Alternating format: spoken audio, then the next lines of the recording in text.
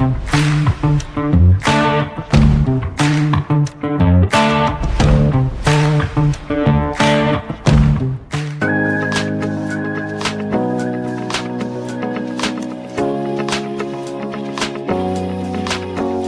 and this is an episode of the Chaos Monday podcast, and I've got the fantastic, the one winner of 2025, Robin Deville.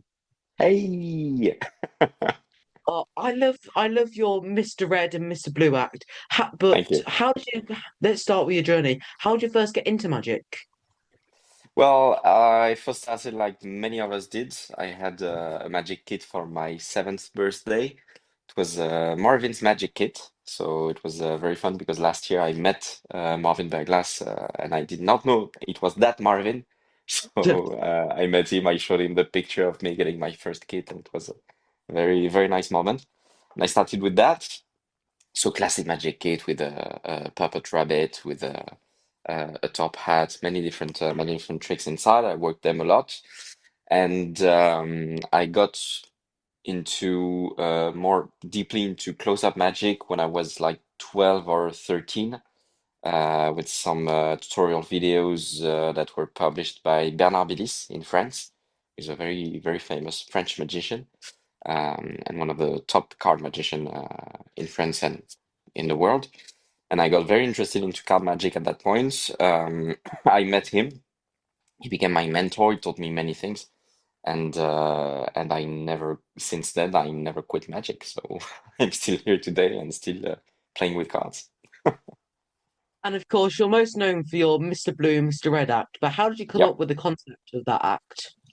Well, this act I've been working on this act since 2017. It's been a long time now. I started. There was a small magic competition in the city where I lived at that time, and I've been interested into magic since then. I was at that time I was 18, 19. No, 2017. It was 19. Yeah. And I was interested, and I learned a few years ago about FISM, about all the competitions that were in place.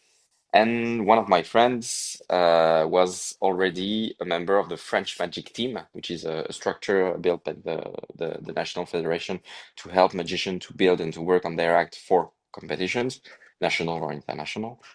And there was this competition, which was not an official federation competition, next to where I lived, and I wanted to participate into that competition. I said to my friend, well, I'll try to make something, to build something. If I get an award, then maybe I will come and try to apply for the French team. And I built something. It was more of a patchwork of routines that I was doing at the time. And the main theme of it was the main routine of this patchwork was my take on the gambler versus magician plot.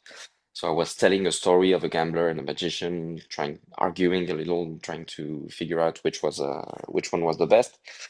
But I was just telling a story at that time, and I got second place at that competition, and I arrived at the with the French team at the first workshop where I was allowed to come. I showed them the act, and one of the first feedback that I got at that time was, Robin, your act is good, but it's very confused. So stop telling the story, play the story, and play both characters. Don't tell the story of a character like if you were reading a book. Play the story, and that's really the point where I started to play the two characters. Um, and over the years, it became what it is now, which is really completely different from what it was. The first version was. Nothing is in common since compared to the first version.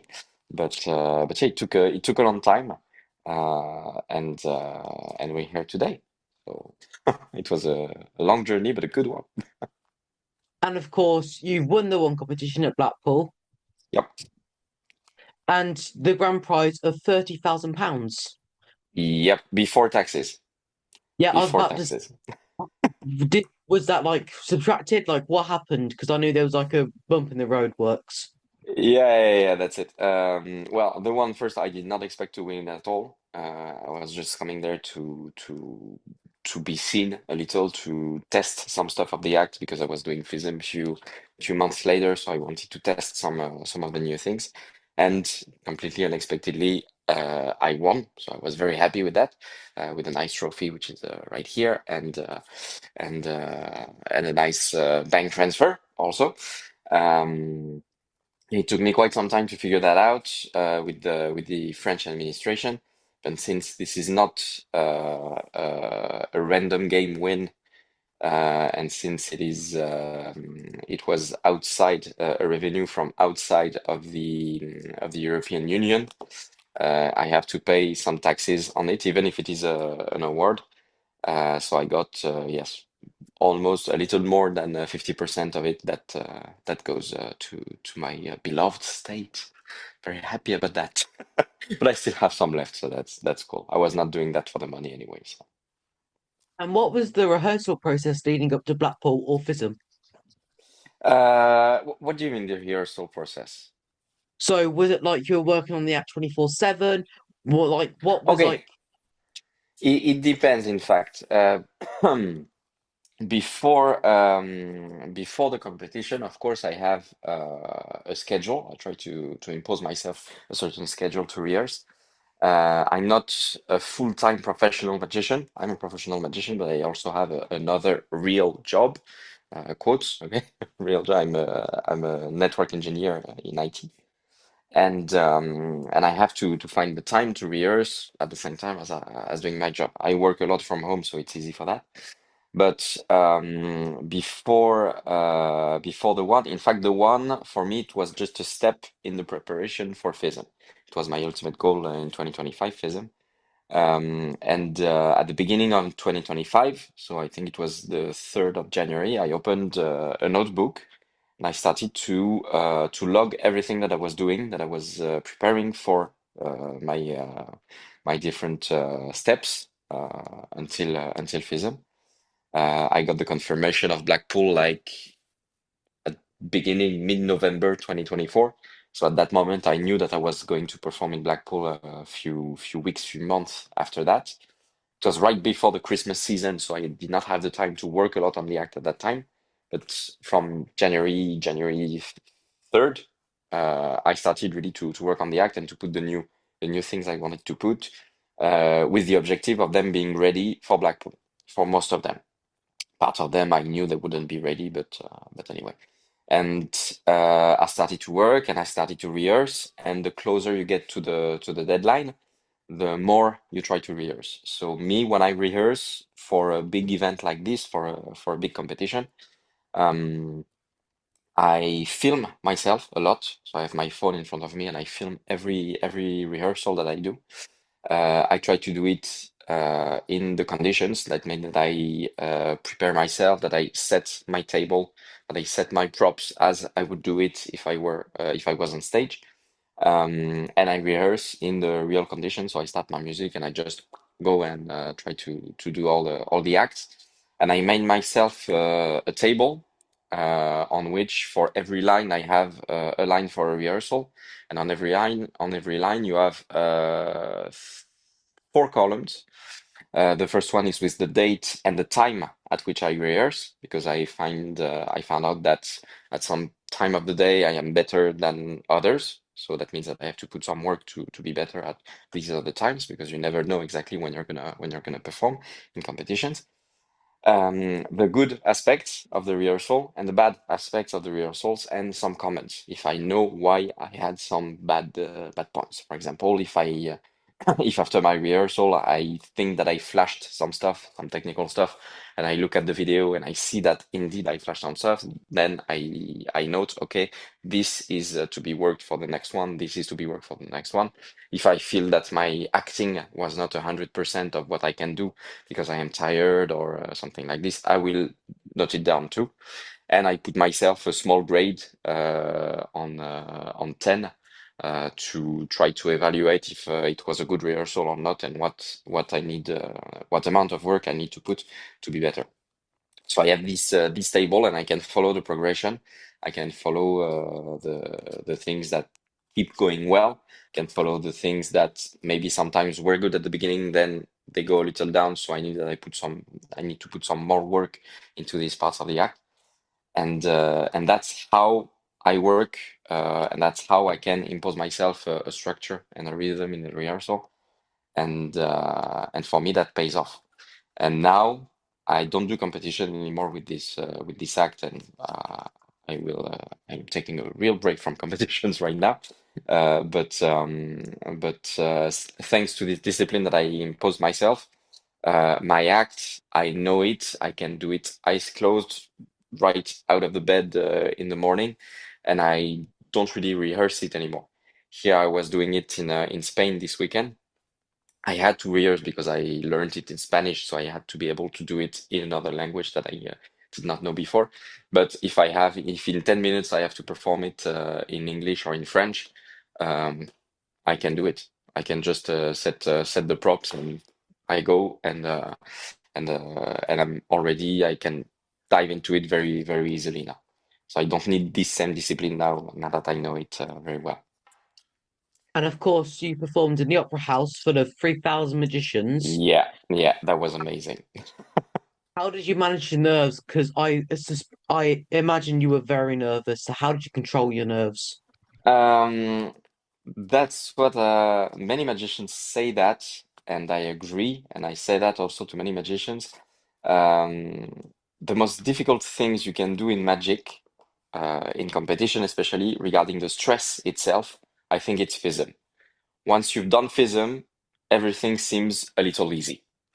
So for Blackpool, it was kind of special also because, well, there was the stress of playing in this iconic place with so many magicians in this room, which is just amazing, just so beautiful, with a very professional crew also.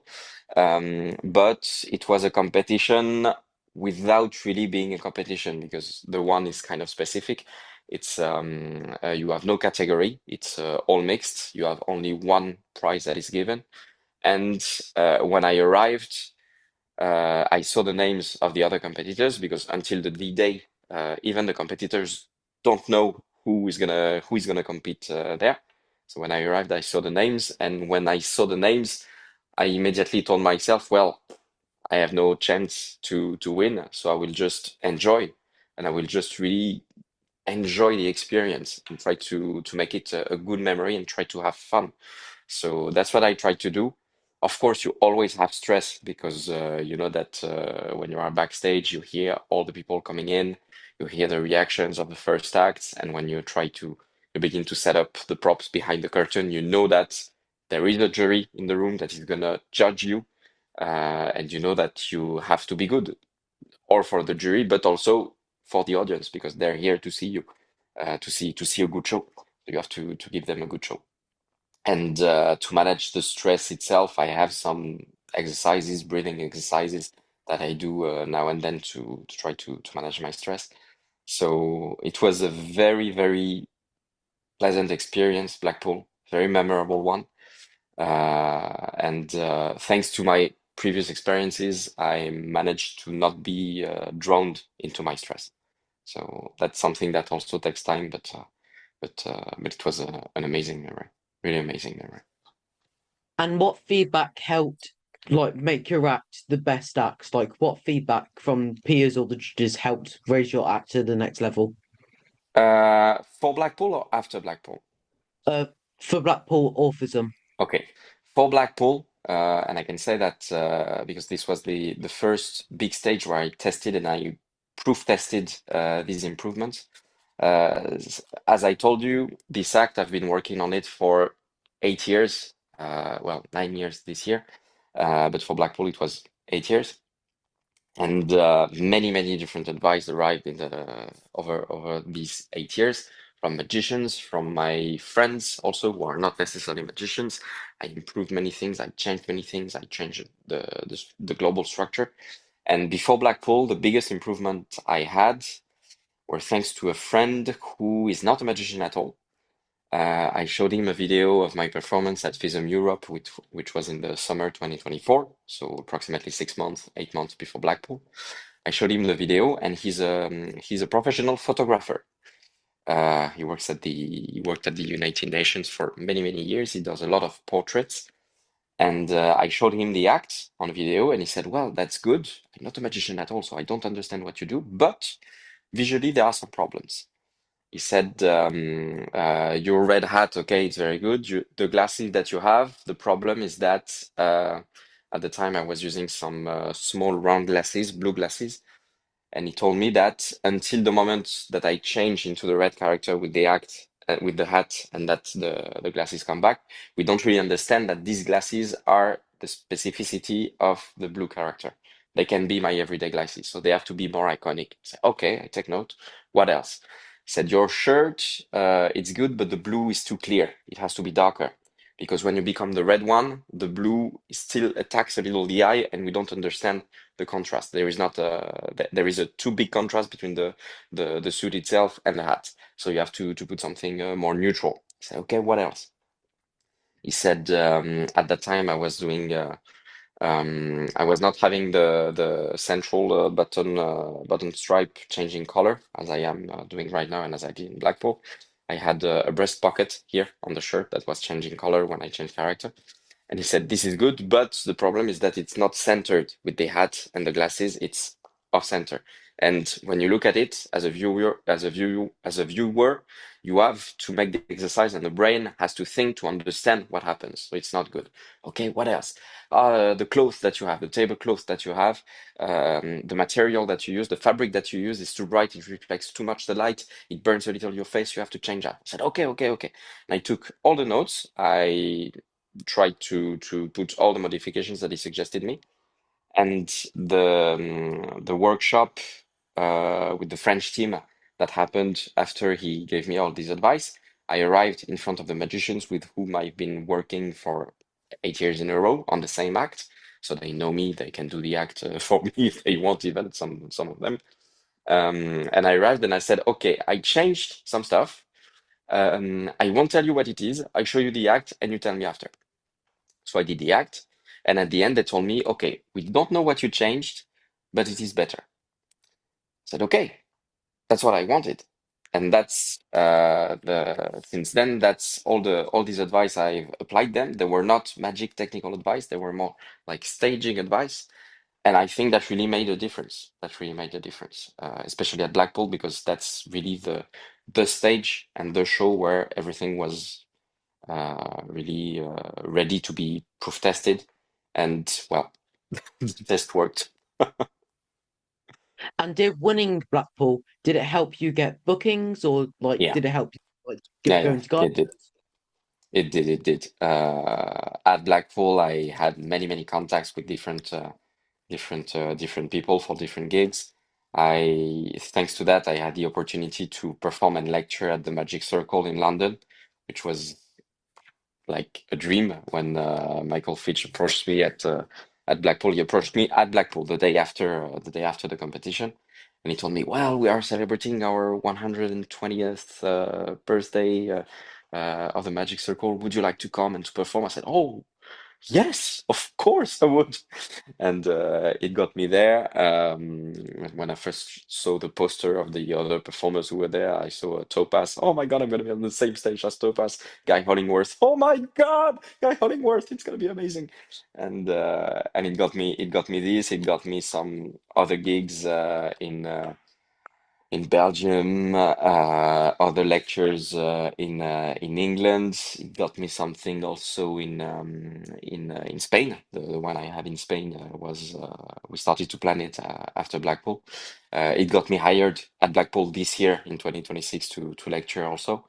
And it well, I didn't win FISM, but I won this one. It's still a major title in Magic, and I'm very happy. And it's a big a big how can I put this?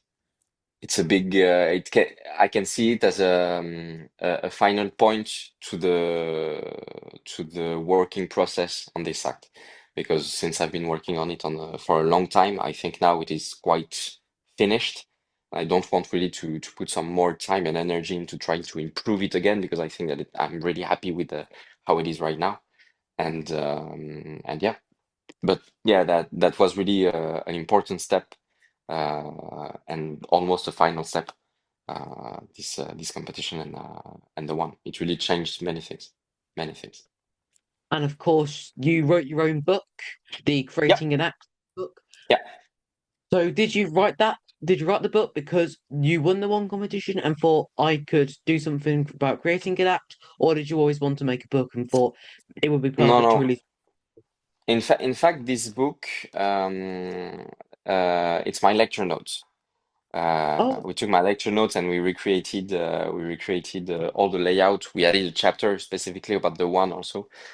We did that with the Three Monkeys Publishing. And this lecture, I've been doing it also for quite a long time now. I've been doing it for 5 or 6 years, something like this. But these notes and what is in this book actually, which is right here, it's right here. yeah. It evolved a lot over the years. This is something that I really wanted to do, try to put all the experience and all the steps that I went through developing the act. And since I wrote the first version while I was still working on the act, well, there were many other things that happened over the years, and my views on things changed. So I updated it, and in fact, it took a really long time to have this final version. But I'm very happy with this version, and I think yeah, it covers many things, and it's something that that I would have loved to have when I started to work on my act, uh, and that's what I want to give to some magicians who maybe are wondering, well, I want to build an act for competitions or not for competitions necessarily, because the competition is not an end in itself, but for those magicians who are wondering, well, I want to build an act, where to start, how to do I really have to be FISM level or Blackpool the one level right away, or is it normal if at the beginning I fail? And that's what I put in this book, in fact, and all my views and my experience over these years. I'm still very young, still have many things to learn, as we all do. So I don't say that this is the absolute method, because I think it's Max Maven who said that there are as many ways of creating an act as there are magicians. So that's my view and my way of working now. And that's the method that I discovered over the years. And that's the method that I will use now, that I'm already using if I want to build something new now today. So yeah, I have many, many things inside. And what advice would you give to someone who's wanting to enter the one competition or FISM? Um, Try to not begin with the one or FISM. Try to first aim at something smaller, to just see a little bit what it's like to compete in Magic, because it's something quite specific. Don't work alone. Also, it's very, very important. Work with a team, not only magicians, but also people who you trust, and people who will be able to tell you that you do shit when you do shit, and to tell it to you in this way. Okay. I think it is very important, and impose yourself kind of a discipline to work. Um, that's why competitions, in fact, are very good, because it really offers us a clear deadline for which we have to be ready. So this is a very good aspect. And the last thing I would say is, don't see competition as competition. In fact, don't see competition as a competition where you have to win an award. The award is not an end in itself. The competition for a magician is a way for you to test your work, to show your work to the community also, and to be seen to get contracts to work in other places, because competition, especially Blackpool or FISM, it's the place where some contractors, some producers come to see what new innovations have been created for stage, and what new acts are coming out, and they are doing like they want to look who to book for their next new shows. So I think that competitions are mainly a way for you to be seen, and if you get an award, well, that's the cherry on the cake. But don't see the award as the main objective, even if, well, it's a competition. So if you have it a little in mind, that's good. at least to know at which level you are. That's it. What are some of your plans for the future? Many things, too many things these days. Too many things. I'm completely overwhelmed by different projects. I'm working on some act for a specific thing in France. I have some conventions where I'm going to this year to perform and to lecture. I have some projects to market some effects also.